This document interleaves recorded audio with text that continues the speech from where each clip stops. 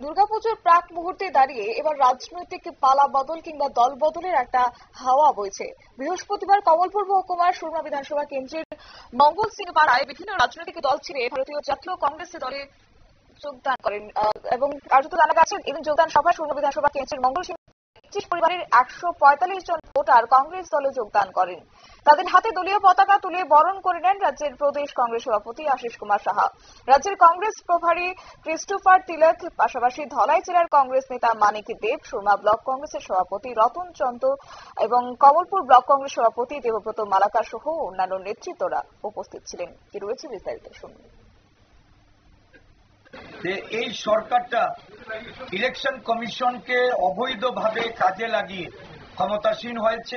রাজ্যে রাজ্যে যেমন তারা ক্ষমতায় এসছে, দেশের ক্ষমতাও নরেন্দ্র মোদীজি বেনারসের লোকসভার ভোটে ব্যাপক কারচুপি করে উনি নির্বাচনে জয়ী হয়েছেন এবং তার তথ্য প্রকাশিত হচ্ছে।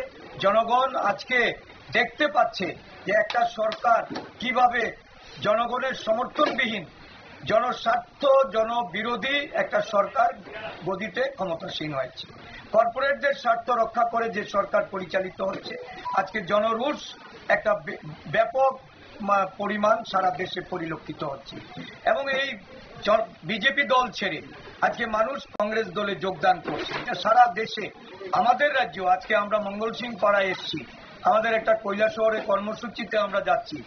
এই কর্মসূচিতে আমরা যাওয়ার পথে মঙ্গল সিং পাড়ায় এসে 31 পরিবারের 145 জন ভোটার, যারা বিজেপি থেকে 15টা ফ্যামিলি, সিপিআইএম ছেড়ে 11 ফ্যামিলি এবং ত্রিপুরা মথা থেকে 6 ফ্যামিলি, বিভিন্ন রাজনৈতিক দল।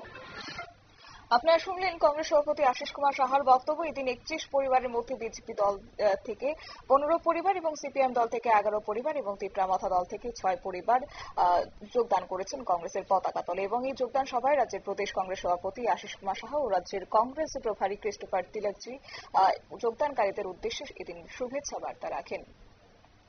নিয়ে একটি বিজ্ঞাপন বিরতির সঙ্গে থাকুন।